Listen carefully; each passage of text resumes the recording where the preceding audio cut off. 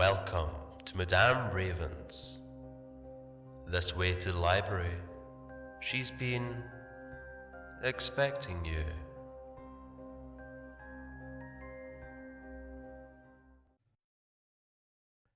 Hello, darlings. This is a condensation, a comprehensive edit of the live stream so that you have chapters 1 through 4 without all the silliness, the problems I had. And I'm putting this together because tomorrow I am putting out chapters 5 and 6. So those of you who haven't heard the story yet, I hope you enjoy. Thank you all to my new subscribers who Slumber has sent my way. And what? Enjoy.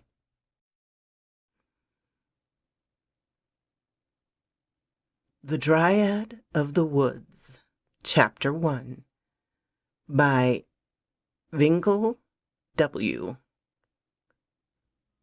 Chapter 1, Underneath. Felton slammed on his brakes, releasing a choir of shrieking tires. His SUV stopped abruptly, narrowly missing the car ahead. "Criminy, Dad!" Ruth yelled. "The hell?" Felton gripped the steering wheel in an iron grip, feeling his heart pound a mile a minute. After a few seconds, he managed to release a sigh of relief. "You okay?" he asked. "Barely. What the hell gives?" "Language, young lady." She scoffed. "Why isn't anyone moving?" He squinted ahead, attempting to see through the frost-covered windshield. "Not sure.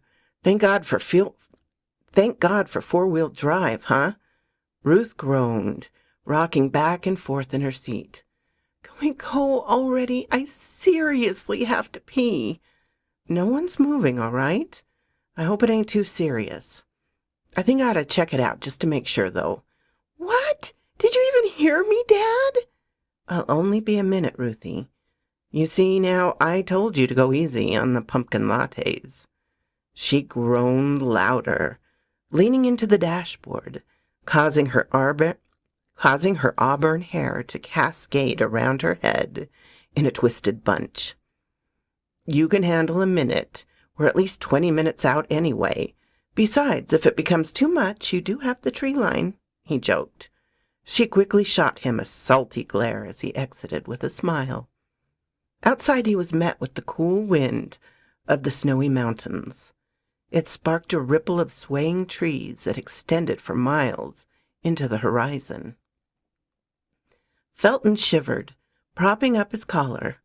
Ahead he could hear an angry voice shouting. The vehicle, a fancy Lincoln SUV, had a shattered headlight, accented with a smashed front bumper. A foot ahead of it was a red Chevy truck, inscribed with a minor dent on its rear. A man stood by the driver window, pounding on it.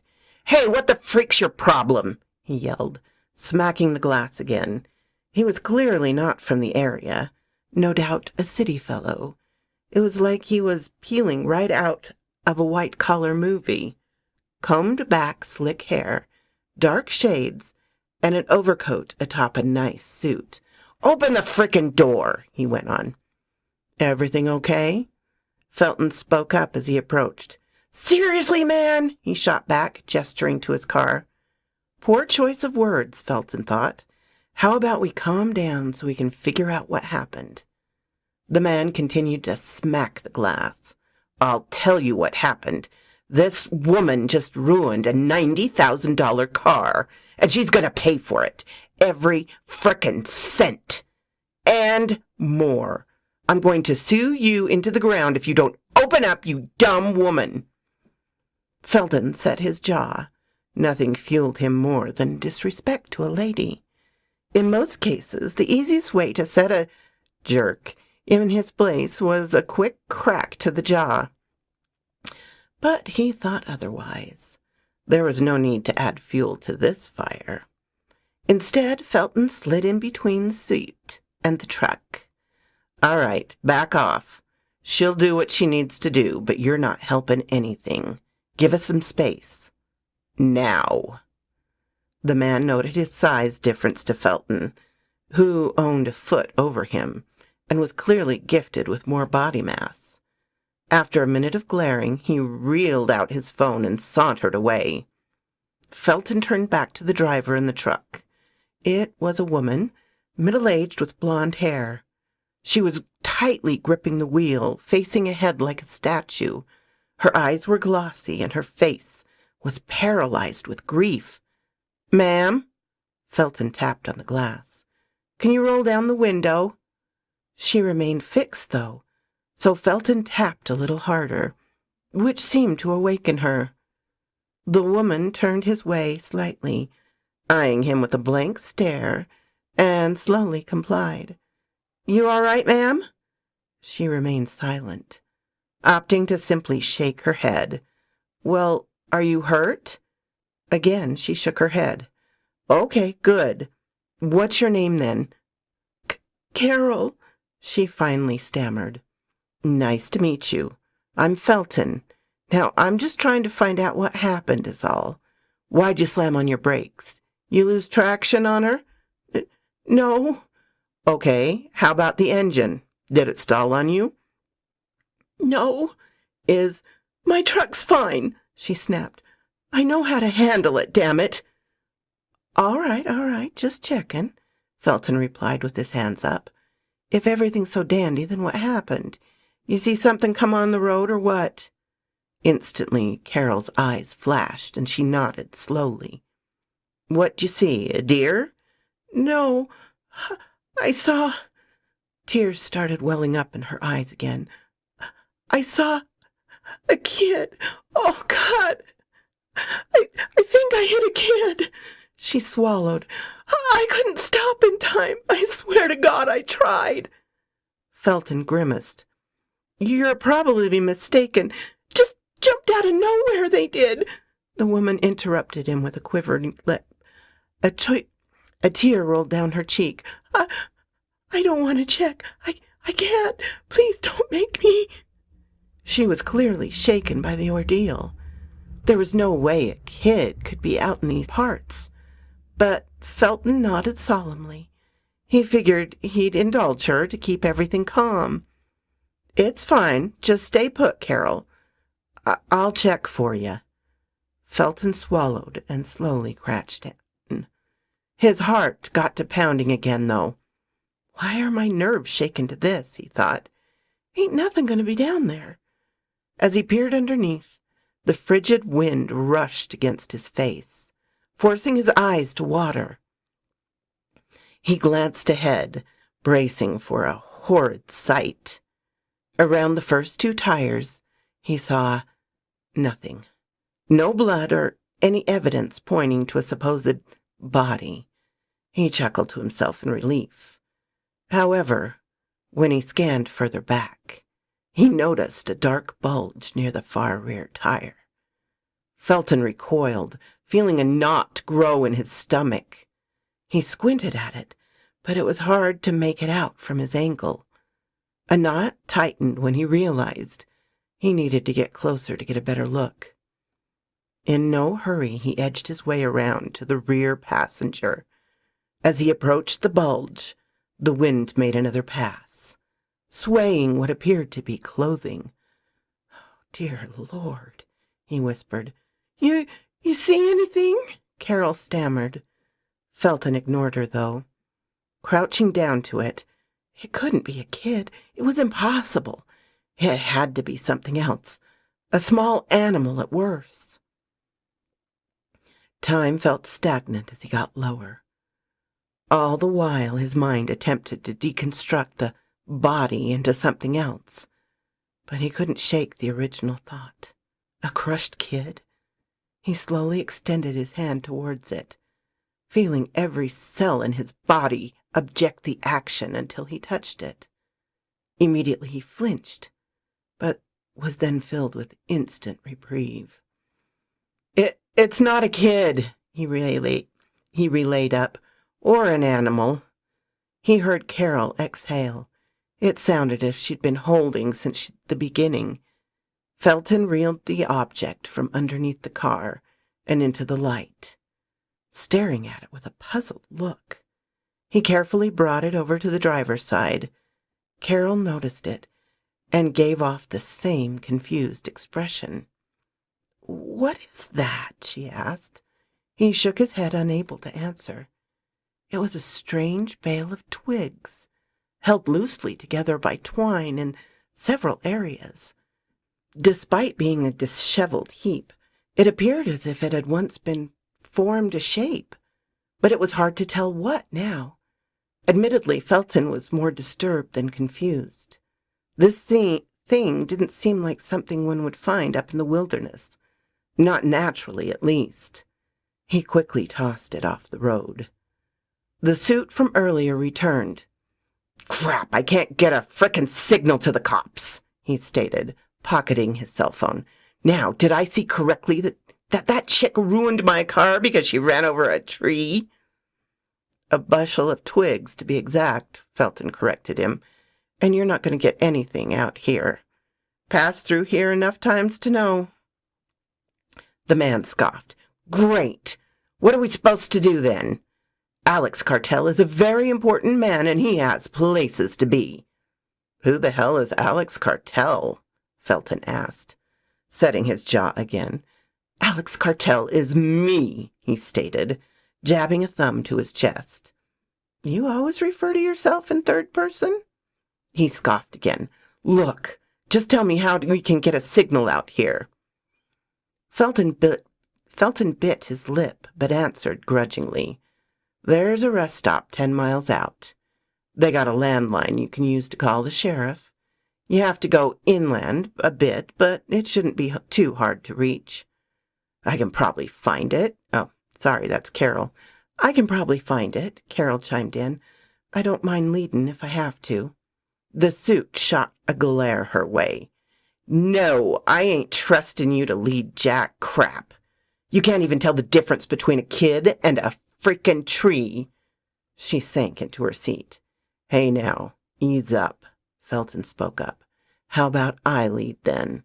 I know the layout, and I'm heading to that spot anyhow. Shouldn't take no more than 30 minutes if we ride slow." The man contemplated the thought and then nodded. "Smooth peaches, then. Hang tight and let me grab my car." The man left for his SUV. Felton was about to follow when Carol held out a hand to him. "Hey, they got coffee up at this place. I'm a wreck without it." "Sure do. Sam's the keeper. He knows a thing or two about a good pot. Best brew for miles." She smiled. "Cool. And thanks for stepping in when you did. Not sure what I was going to do." Felton nodded in acknowledgement. Immediately the chilly wind summoned another shiver from him, prompting him to push forward, catching a glare from the suit as he passed. As he approached his own SUV, something caught his eye in the distant tree line. He squinted through the white mist and was surprised to see what looked like a figure, a short, child-sized one. It stood unmoving near the edge of the trees, seemingly staring back at him. "Hey, do you see?" he said, turning back, but it was obvious that neither would be able to hear him. He returned to the tree line, and immediately his heart dropped. The figure had moved closer. In the second he had looked away, it had managed to jump from its previous location, but it wasn't just a few feet. It had to have been at least a mile or so. That's impossible, though. The hair on his neck prickled up. Felton soon began to hear faint whispers, as if someone spoke just out of earshot. Was someone calling out to him again? He checked behind, but it didn't seem to be from the others. No, he thought. It's just the wind playing tricks. As his eyes fell back on the figure, he noticed it had jumped even closer. At this point, Felton was ready to bolt to his car, but his body felt paralyzed. Paranoia washing over him like a wave. He started to feel what he could only describe as an emptiness in his stomach, like a cold hollowness expanding within him, like the knot in a tree. The voices grew louder with this, seemingly repeating a word, but he couldn't decipher it. Where were they coming from? What was happening to him? Suddenly a loud car horn startled him. "Come on, Dad!" Ruth shouted from the window. "I need to piss!" Felton blinked for a second, feeling as if he'd awoken from a dream. The cold air finally settled back in, and he could feel the sting of a kiss lingering across his face, as if he'd been bearing it for an hour. He glanced back to the tree line, but the figure, whatever it was gone. Was it ever there? That teeniness. What the hell was going on? It felt like he had no time to dwell on it. As Ruth leaned on the horn again, he gave one final scan of the trees and shook the thought away, continuing to the SUV. Chapter 2. Thunder. "Well, I'll be a warm match on a cold night. Felton, is that you?" "How you doing, Sam?" The old man set aside his broom and hobbled over to Felton into a heartfelt hug. It must have been concerning for those observing to see the bear of a man hug the scrawny old one, seemingly on the verge of breaking the latter.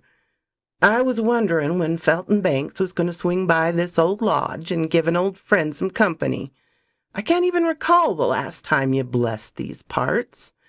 The lobby of the lodge was big, well lit by its many windows. It was crammed wall to wall with dated furniture, mainly comprised of leathered comforters, embroiled with creases that rivaled Sam. They were huddled in groups around chipped coffee tables, like a campfire site. Every inch of the walls was heavily ornamented with old knickknacks and taxied animal heads that filled the air with a musty scent of pine. "Well, I'll be. Look at you all grown up," Sam said, eyeing Ruth. "You almost as tall as your pa." She grinned sheepishly at the compliment.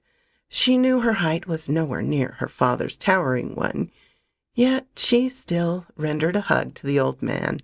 "Hey, Sammy." "You look like a stunning reflection of your mother, too," Sam went on, looking her up and down. "Felton, what you been feeding her? I swear, children being grown too doggone fast these days." "Only the good stuff, but she's been dying to eat your grilled cheddars again."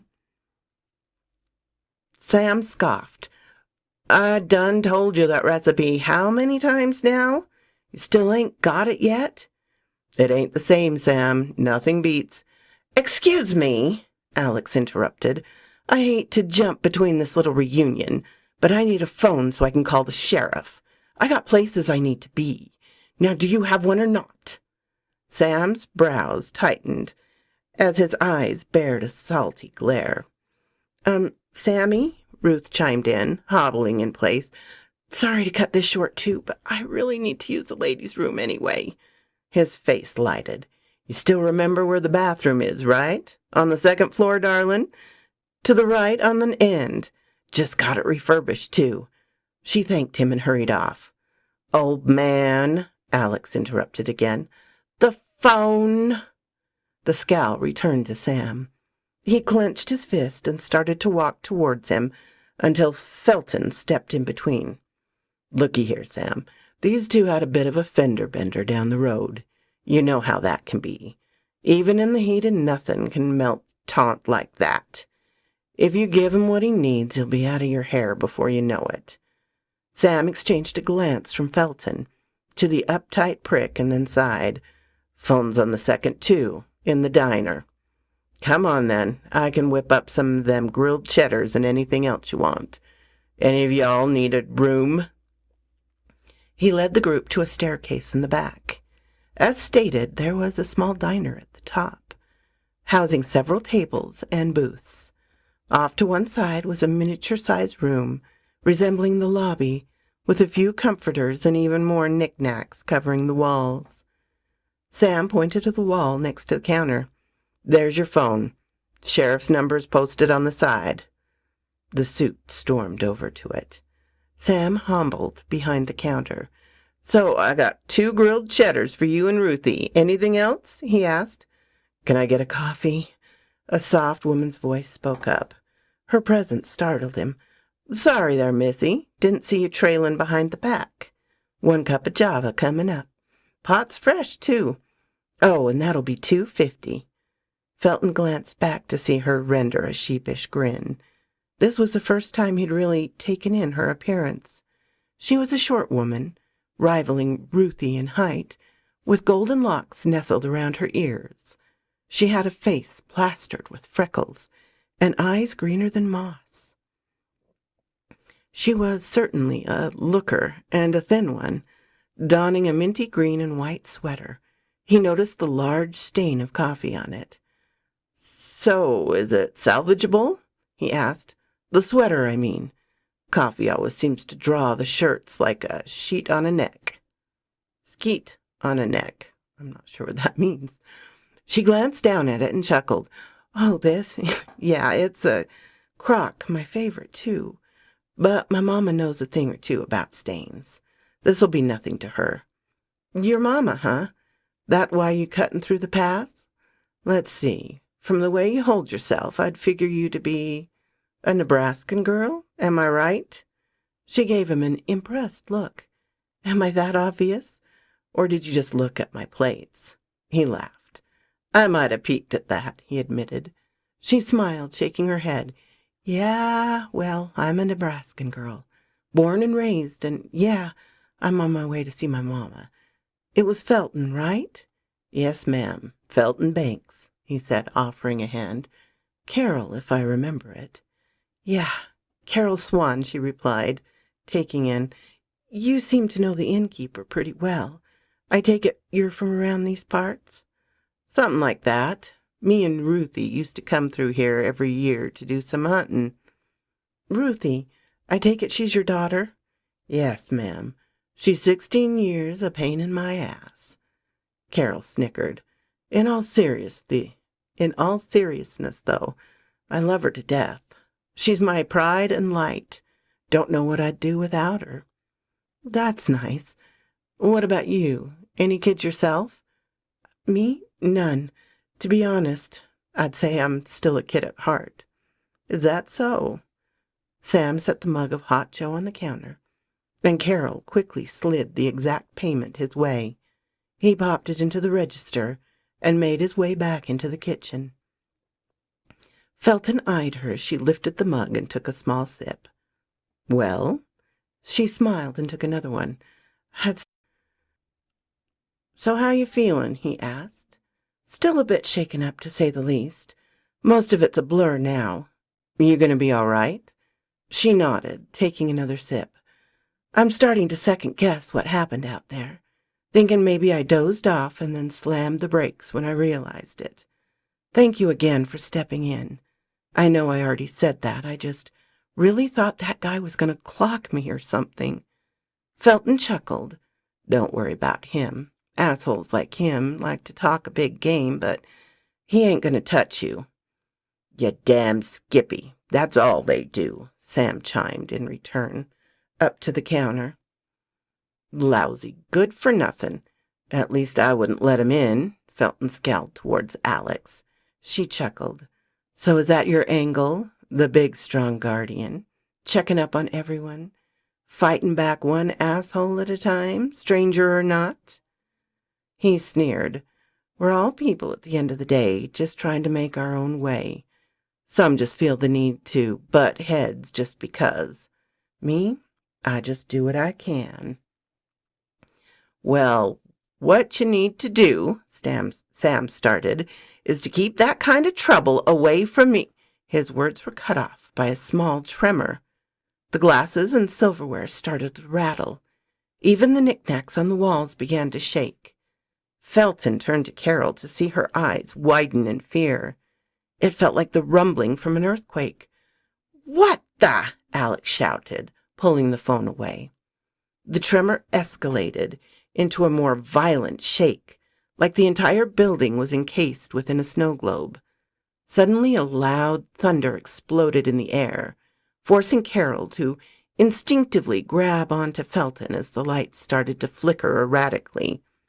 More lamps and other loose items continued to shake until they crashed to the ground, followed by tables sliding across the floor. The walls joined the choir of roaring, adding a deep moan. "Sam, what the hell's going on?" Felton screamed, his voice barely carrying over the thunder of noises. "Not sure," he shouted back. His eyes drifted over to the window. "Oh, shit!" Yet his words were interrupted by a heavy thud against the building, which threw everyone to the ground. Several windows shattered by the impact, launching glass in all directions. The walls moaned even louder, accompanied by splitting of wood and furniture. Slamming up against them, Felton held on tightly to Carol on the floor as the chaos around them continued to erupt. After several more seconds, the tremor slowly began to die. The rattling soon ceased, and everything settled. Felton slowly looked up. Glass and other knickknacks from the walls were sprawled out on the floor, a few tables overturned. He glanced down at Carol, who was buried in his chest. "You all right?" he asked her. She poked her head up, her face plastered with fear. "Yeah, what just happened?" She spoke softly. It was as if she was afraid her voice would kickstart another episode. "Everybody else okay?" Felton called out. Sam poked out from behind the counter, eyes in a frenzy as he studied the damage around. Alex emerged as well, cursing to himself. "Ruth?" Felton called out. "Ruthie, you okay?" There was a second of delay before her voice carried out from the hall in the back. "Dad?" she called out, emerging. She ran up to him and into his arms. "You all right, darling? Are you hurt?" She had tears in her eyes. "No, I'm fine. What the hell happened? What was that?" "Sweet Jesus," Sam said out loud. He tore from around the counter and over to one of the broken windows. Alex joined him, more curses under his breath. Curious, Felton made his way over too, not removing the grip from Ruthie with Carol in tow. He approached the window and his heart dropped at the sight. For miles, snow engulfed the trees like a white ocean. Broken branches and uprooted trunks could be seen sticking out in the mix. It was an avalanche. The group stared silently in awe at the sight until a splash of snow from the roof drew Felton's attention to the windowsill. He noticed the snow had stopped just a few feet below the opening. His heart sank even lower at the revelation. The snow had reached this high. That meant their cars were submerged.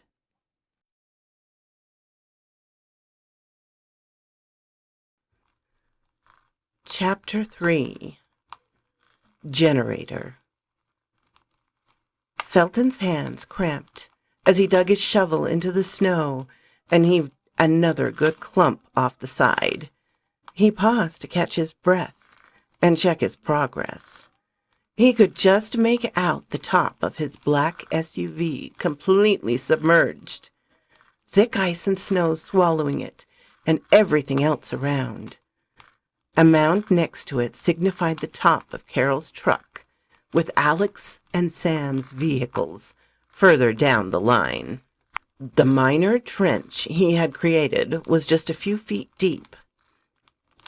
Felton traced from his car to the road beyond and released a deep sigh. Even if they managed to dig out their vehicles, that didn't include the battle to clear a low enough path to drive up on. Not to mention the snow was sure to freeze soon, making an already losing battle even worse. "I don't care," a voice yelled from inside the lodge. "It's your freaking fault that we're stuck here in the first place." It sounded like the suit was having another tantrum.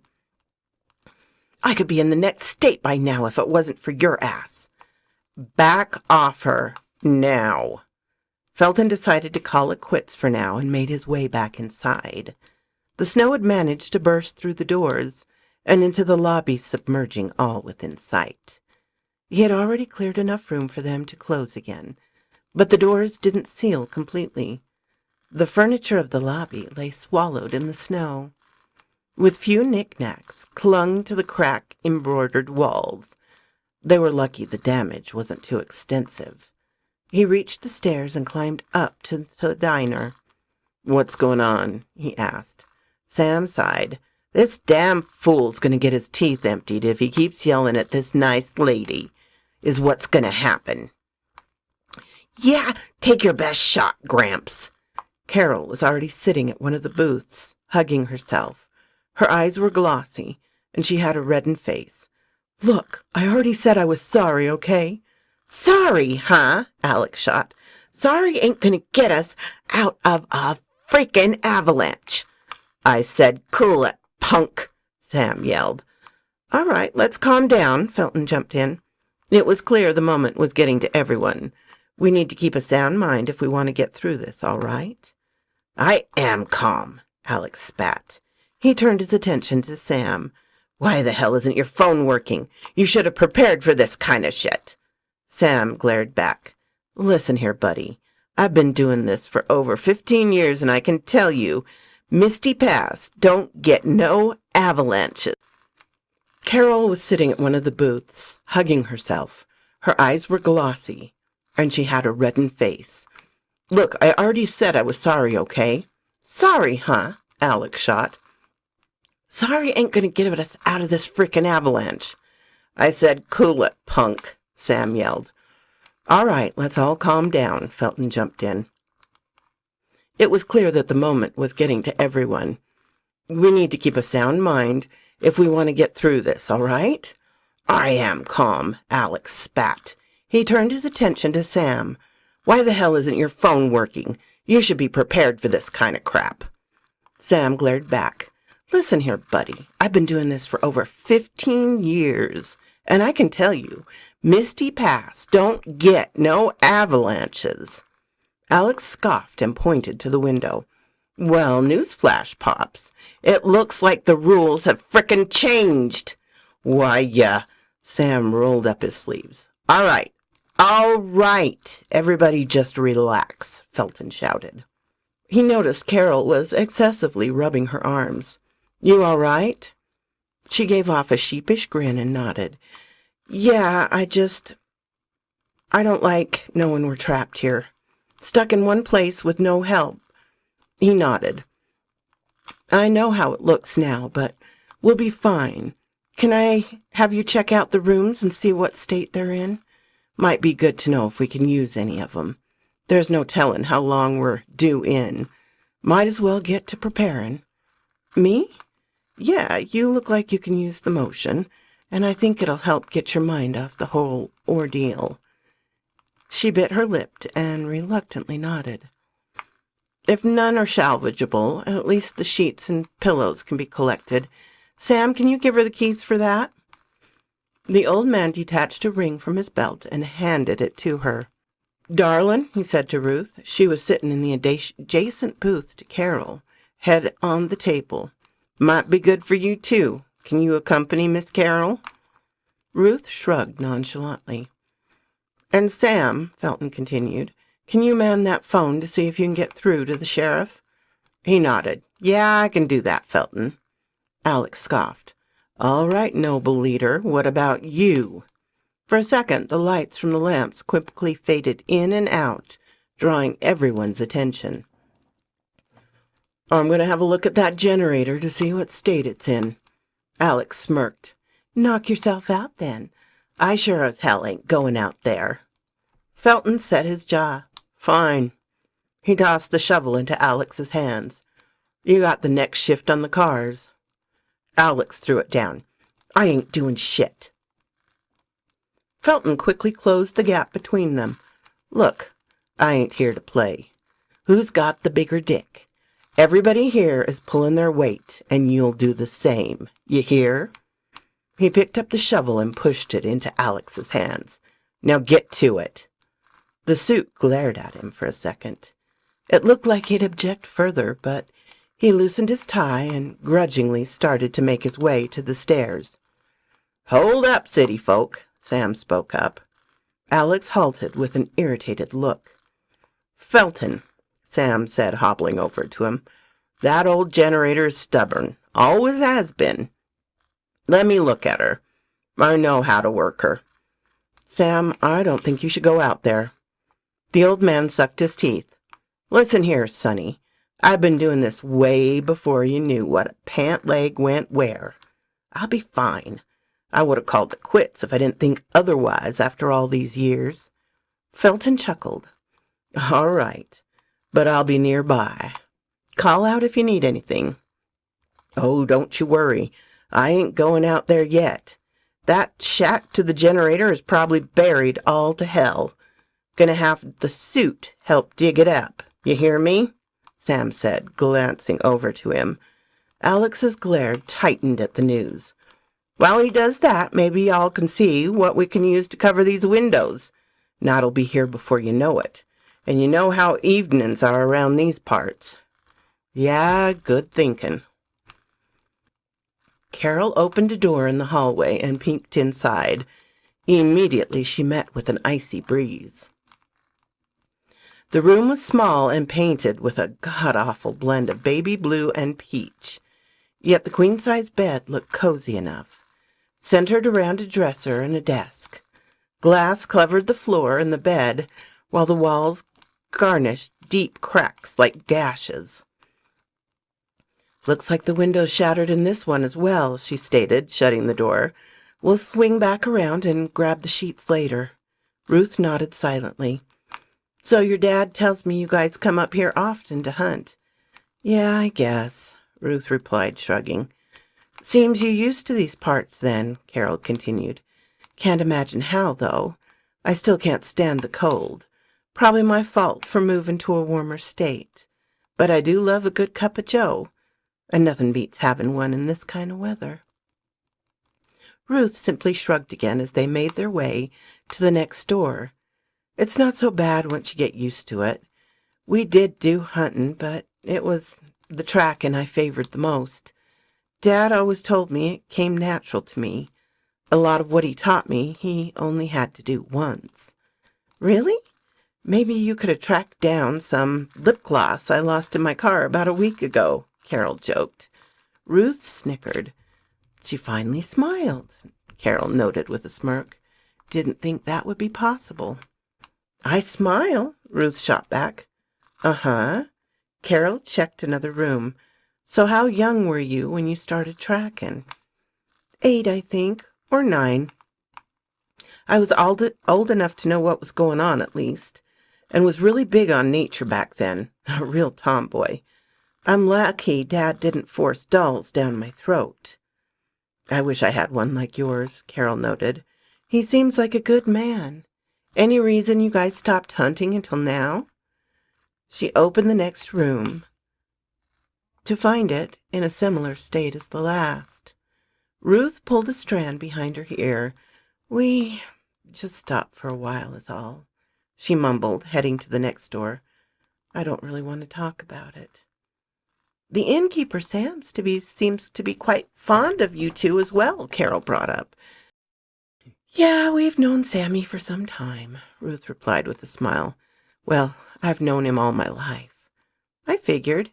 He mentioned you resembled your mother a lot. You ever bring her up here too? Or has it always been a daddy-daughter time?" Ruth halted. "Something wrong?" Carol asked, glancing back. She didn't answer, though, and briskly walked off, leaving Carol dumbfounded. Felton had managed to find a staple gun and started to pin the curtain back together, the curtains to block the open window. In the background, he could hear Sam tinkering with the phone.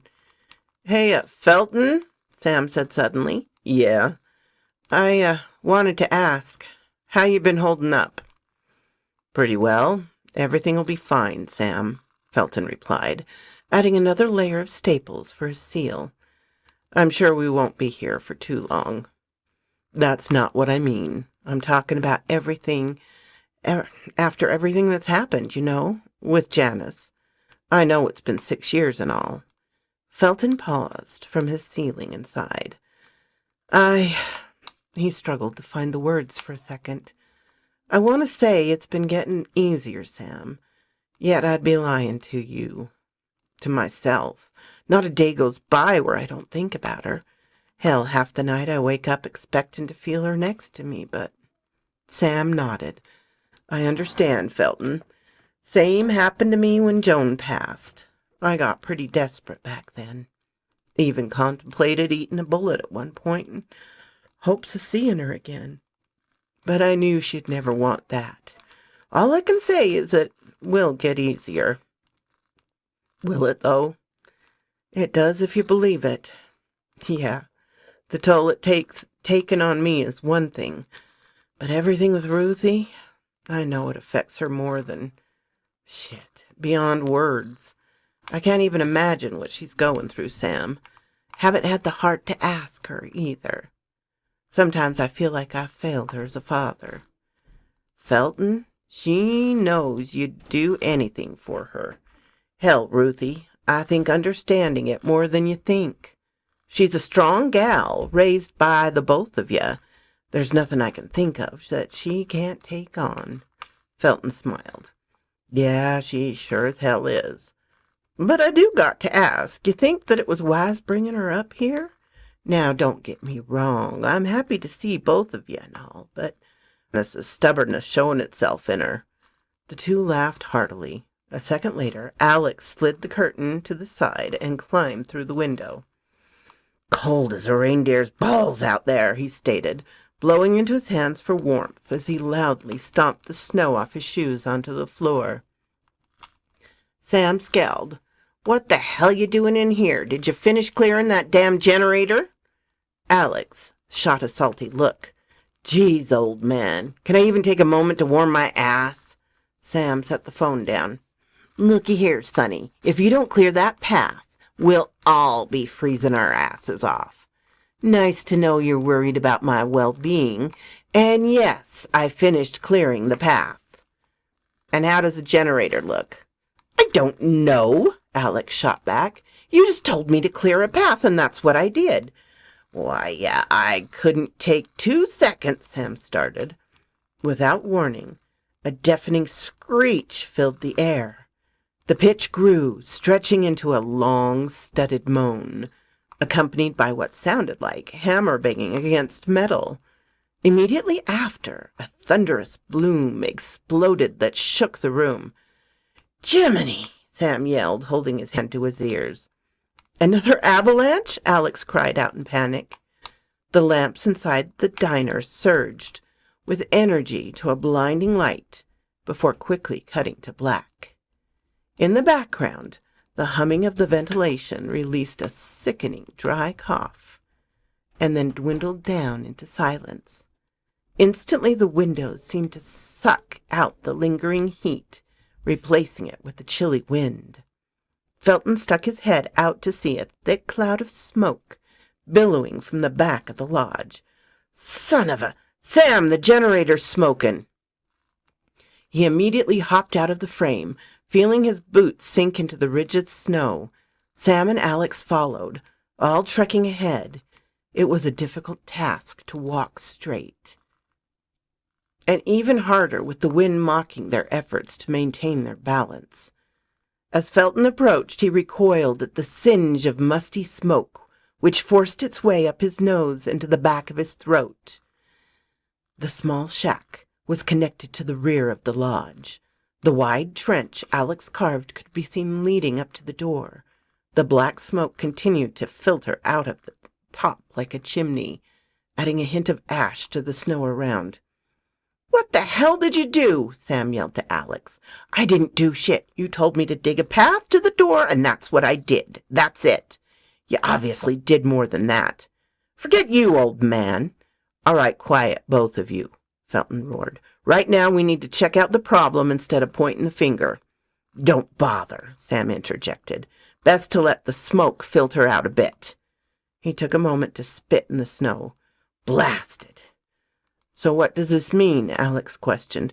The generator will be fine, eventually, right? You said it's always been stubborn, right? Sam raised his hand through his hair. I don't know. Ain't never had a flood of snow to deal with in the past. Could be something worse. Sam, I gotta go look at it. Felton brought up again. We need to assess the damage now, if there's any. Smoke may never clear up in time. Check the horizon. Every second counts. The old man noted it and sighed. You know what to look for? Seen a few generators in my life. Once you've seen one.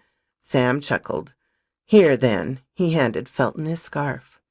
He nodded and wrapped it around his mouth and entered the shack.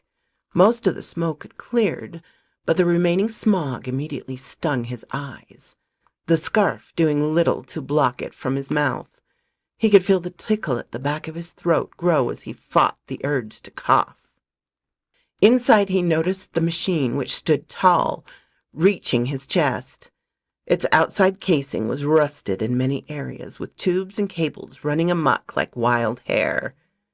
No doubt it had been around for decades, clearly past its expected lifespan. That was Sam for you. He'd hoard the corpse of a dog if it meant keeping it around. Felton began his check, opting to look at the fuel first. He found the cap, which opted to be stubborn before conceding, and peeking inside. The levels looked fine. He could vaguely see the line where the liquid reached. Fuel wasn't the issue. He decided to check the cables and followed one to the back. Immediately he froze as it sighed. He found a large gaping hole. What the hell? He whispered. Pieces of its hull were torn in several directions, like a deep gash on a prey. He also noted that something was sticking out of one of the edges. He reached over and attempted to grab it. But the blasted piece, whatever it was stubborn to get loose. It took several pulls until he could reel it free. Felton tried to make it out in the smoke, but couldn't, ultimately shoving it into his pocket. Right when he did, a drop of oil splashed onto the snow, which drew his attention. He glanced down to see a puddle inside a small dip. His eyes widened as he crouched to get a better look. It was a footprint, a trail of them to be exact, but they didn't appear to be human. They almost resembled a deer's hoof. Strange, the pattern was off.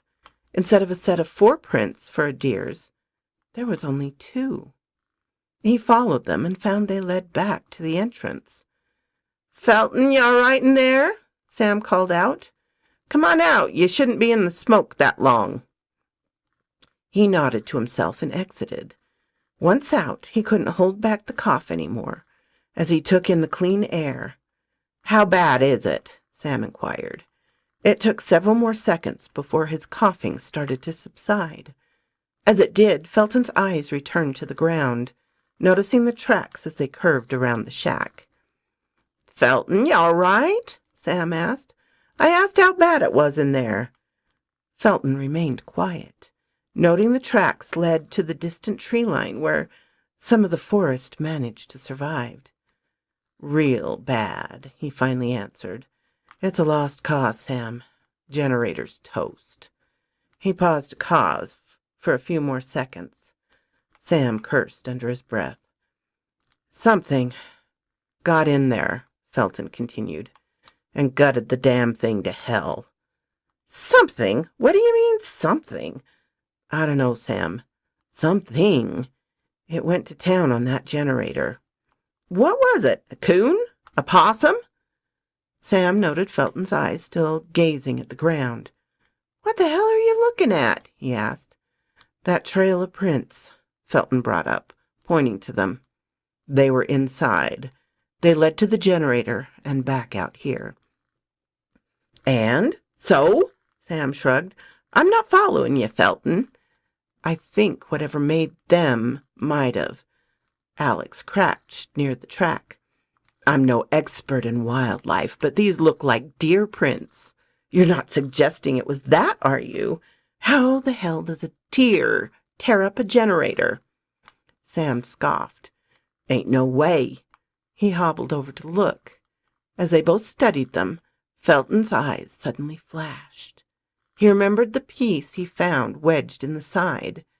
He fished the object out of his pocket and held it up to the light. He had to blink several times before taking another look. His mind couldn't comprehend what he was gazing at. The object resembled a talon, but it felt and looked like a piece torn from a tree. It was like the wood had been carved into a talon. "What's that?" Sam asked, noting it. "It's... don't know. Found it in the generator where it was gutted. What do you make of it?" He handed it to Sam. Felton didn't know what to think. Maybe he was just seeing things in the object, adding paranoia where it didn't need to be. He found that he was holding his breath as the old man held it up to inspect it. Sam sucked his teeth again. "Possum talon," he concluded. "Like I thought. Damn things. Sam, I don't think. Trust me, Felton, it's a possum. Damn critters are around here. It was only a matter of time till they find their way in. Can't complain too much, though. I'd say I did pretty good for 15 years, wouldn't ya?" "You ever see a wooden talon, though?" Felton brought up. "It ain't wooden, Felton. It's dirty's what it is. That shows how animals are. You see? This is what happens when you're out of the game for too long." "Let me see that," Alex said. However, Sam quickly tossed it away before either of the two could object any more. "What the hell?" Alex shot. "You don't think it looked wooden?" Felton pressed. "Like it was carved out of a branch?" The old man's face was twisted into a puzzled look. Seeing this, Felton sighed. "Forget it. You're probably right. A possum." Sam nodded and started to make his way back. Alex did a quick scan for the item before he gave up and started to follow. Felton was about to do so, too, until something caught his ear. In the distance, he heard what sounded like faint whispers. They were soft, hiding just under the wind. His stomach tightened. He could feel that familiar sensation growing in the pit of it, that cold emptiness. He was hesitant to check, but his body seemed to turn on its own. He cautiously scanned the area into the horizon. All the while, the whispers continued. His eyes drifted in the direction where the footprints led to the tree in the distance. The emptiness seemed to grow stronger from it. The whispers, too, sounding as if each was fighting to speak over the other. They were endlessly repeating that word again, yet he still couldn't tell what it was. As they grew in volume, the surrounding sounds were swallowed greedily. Felton felt paralyzed again. He couldn't move no matter how hard he tried, too drawn in by the voices. As they continued, he thought he caught the word. It was very brief. "My God, what did that mean?" "Hey, Felton, you coming?" Sam's voice called out. "It's gonna get dark soon. We should make final preps." Instantly the whispers ceased, along with the feeling in his stomach. Felton shivered from the cold, feeling as if the blood in his very veins had thawed. He blinked several times, finally able to move his limbs again. It felt as if he had been frozen alive, yet not at the same time. It was hard for him to describe. After another quick scan of the tree line, he nodded to Sam and turned to follow the others. Carol awoke to an icy chill. She shivered out impulse, forcing several puffs of white mist to escape her lips. She sat up, noting that she was on the floor of the dining room. She was alone. The tables, the chairs, and even the entire ground was all layered with a good inch of snow. The staples of the curtains to the windows had come undone, allowing the wind to enter unchallenged. "Hello?" she called out softly. There was no answer aside from the wind's hollow cry. which summoned another shiver from her. Felton? Sam? Nothing. Hello? Carol jumped up to her feet instantly.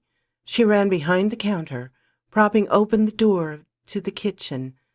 Despite being closed, a thin layer of snow had managed to cover everything in there as well. Sam? She called out. The kitchen wasn't very big. She could see in between the shelves at the center, through to the other side. The room was absent of anyone. Carol left it and ran to the stairs leading to the lobby. The entire area was still submerged in snow. Anyone? Where the hell is everyone? She thought. She ran back to the diner and was startled to find Ruth suddenly standing near the window, looking outside nonchalantly. Ruth? She said softly. What's going on? Where is everyone? She remained quiet, though. Carol slowly approached, noting the snow had accumulated up to the sill on the verge of spilling inside. Ruth, she said softly, what's going on? Where is everyone? She remained quiet. Ruth, are you okay?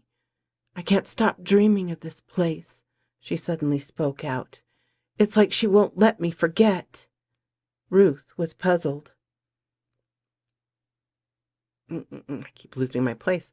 What are you talking about? Where's your dad and the others? She wants me to remember, Ruth went on, ignoring her question. Though this is the strongest the dreams have ever felt. Carol shivered as she approached her. She couldn't see how Ruth could stand so close to the open window without being affected by the cold front. Ruth, honey, let's get you away from that window, okay? She said, tugging on her arm.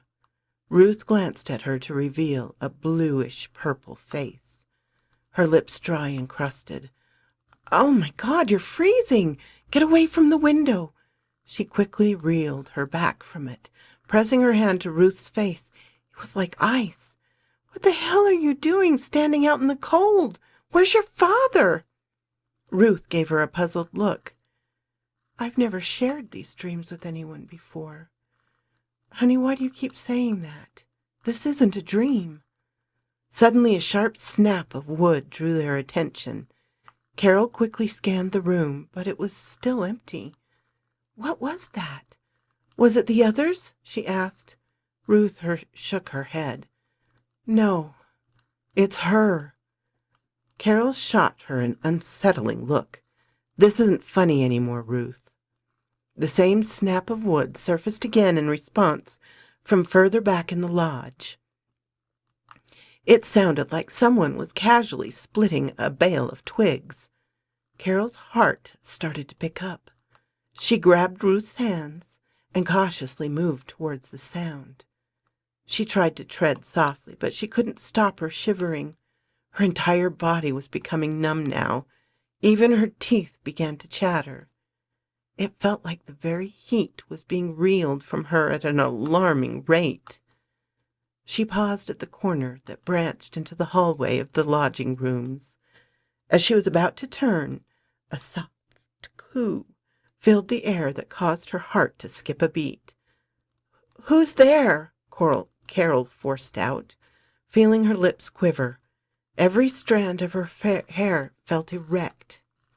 There was no reply, only the same minor snapping of wood. She glanced back at Ruth, who looked in a daze. She didn't seem disturbed by any of this. On full pins and needles, Carol took a second to compose herself before she peeked around the corner. The hallway was empty, covered in the same film of snow like everything else. An eerie feeling settled in her stomach. Her senses were telling her to run, to not pursue, but something else prompted her to continue onward. She crept down the passage, fighting the urge to shiver uncontrollably. As she came near the first door on her left, she heard it again, the cooing. She swallowed, placing her hand on the handle. Once again she took a deep breath and turned it. The door gradually opened to reveal the back of a figure facing the window. Carol recoiled, ready to pull the door closed, until it spoke out. "Wait," it said softly, forcing her to halt. The voice sounded like it belonged to a young girl. The figure was shrouded in an aura of white, vaguely obscured. It turned around, confirming a face of a young girl who appeared to be near the age of Ruth. Carol was in awe at her appearance. Was she an angel? Her face was flawless, with skin as pale as snow, if not whiter, accented by a kiss of red on her cheeks. Her eyes were unblinking, radiating as they cycled through random hues of blue, like a kaleidoscope. Her gaze alternated between Carol and Ruth. Long brown locks of her hair cascaded down her face like a river of chocolate, falling over her bare chest. Oddly, her head was fitted with 2 small antlers. The girl's pink lips parted into a smile to reveal a set of ivory, jagged teeth. "It is time," she said softly, with a voice layered, as if 3 unseen others had spoken in unison with her. "She will wait no more for you." Carol was speechless. She noticed the girl was looking at Ruth and managed to find her voice. "Who?" The smile widened on her. "Mother," she said, holding up a hand, which released a sickening crack. "Come, Ruth." Instinctively, Ruth began to walk forward, slowly extending her own hand. Carol immediately yanked her back. As she did, the light finally diminished from the girl's form, allowing her to fully see the being. Carol's eyes fell upon the girl's hands first, and instantly her stomach tightened. The thing was far from being an angel. Her, or rather its torso, was human-like, but its lower half was composed of wood, as if its legs had been carved out of a tree. Sharp, jagged pieces stuck out at odd angles, with roots in the mix, bits of dirt clinging to a few of the edges as it became 2 hooves. The skin on its shoulders formed down into a twisted layer of wood, its hands fitted with large, jagged talons for fingers. Its hand remained stretched out, the calmness still in its smile. What frightened Carol more than anything was the urge to take it regardless. "What the hell are you?" she stammered, feeling the cold sap the last of the heat within her. "Mother awaits her children," it retorted, ignoring her question. "None may reject the call when chosen." Chosen? Who was she talking about? Carol thought. And who was this mother?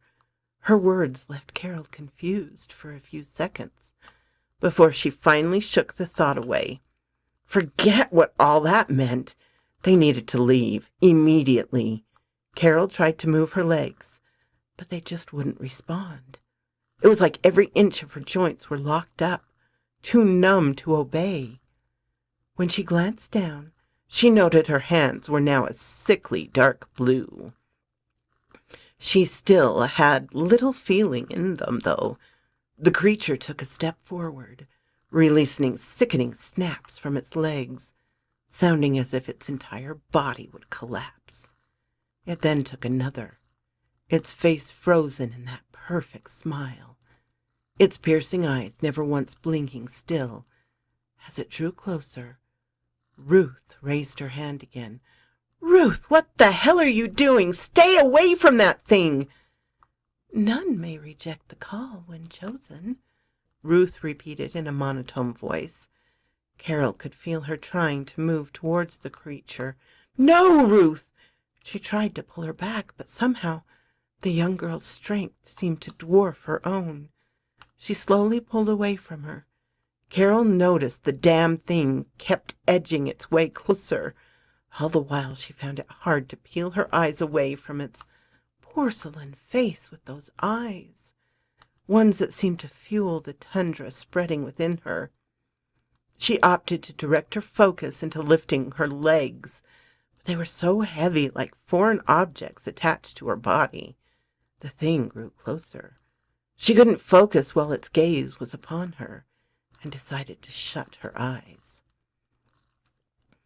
Carol poured every ounce of willpower into her legs, repeating the command to move them. For a second, she vaguely felt one move. She continued until one foot slowly dragged against the snow. Yes, she thought, just a little bit more. She continued to slowly drag it. It was tingling as if she'd fallen asleep on it. However, she misplaced it, losing her balance, and fell to the floor. The snow powdered over her body like the rush of cold water, adding insult to her already chilled form. Ruth had managed to stay up, still holding out her hand. Carol couldn't let her leave with that thing. With only her arms still under her control, she mustered up all of her strength to pull herself across the floor. If she could just grab Ruth's ankle, or even a piece of her clothing. In a failed effort, she was only able to reel in a handful of snow. "Ruth, don't! Ruth, damn it!" she yelled. "None may reject the call when chosen," Ruth repeated. At that moment, Ruth's earlier words dawned on Carol. She mentioned this was a dream.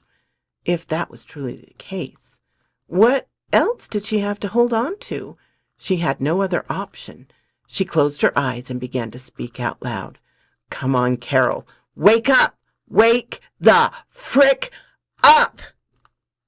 Wake up! Come on, wake up!" Carol's eyes opened. She was back in the dining room, except now it was dark, lit by several lanterns placed arbitrarily atop tables and floor. The snow that had covered everything was now gone. Even the windows were back to being sealed off. All the furniture had been pushed up against the wall to allow the layout of blankets and pillows. It really was a dream, she thought, feeling a relief wash over her. All of it. Carol found that she was bundled in a blanket near the wall. Even so, her mind desperately tried to convince herself she was still in that half-frozen state. She could even feel the urge to shiver out of impulse, but her body didn't feel cold. It was just a dream, she assured herself. "Come on, Ruth. Wake up for us, darlin'." That voice. It was Felton's. She glanced over to see him along with Alex near an unconscious Ruth. She was propped up against the wall, being shaken by her dad, but her eyes remained shut. That's when she noticed Ruth's face. It was like in the dream, slightly blue, with sickly purple lips. "Shit, Sam, where the hell's that hot towel?" Felton shouted, adding another blanket over her. A second later, Sam came running out with a steaming towel. He quickly passed it off, and Felton immediately began dabbing it across Ruth's face. "Come on, baby, wake up for us. You're going to be okay. You hear?" "Felton?" Carol started. Her voice sounded so raspy. "What's going on?" To her surprise, he managed to hear her among the commotion. "Carol, everything's going to be okay. You hear? Just give me a minute to sort this out." "But," she was about to protest when she felt it. Underneath the covers, something cold was in her hand. She slowly pulled it out, and to her surprise, she found a lump of melting snow in her palm. So quoth this raven. If you like this, please hit the little button to let me know. If you didn't, hit the little button to let me know. Leave a comment. I'm always glad to talk with you, my darlings. I'm open to suggestions and criticisms, critiques. If you have not subscribed, please do so and ring the little bell so you know when to come up and see me. And I will talk to you next time, my darlings. Farewell.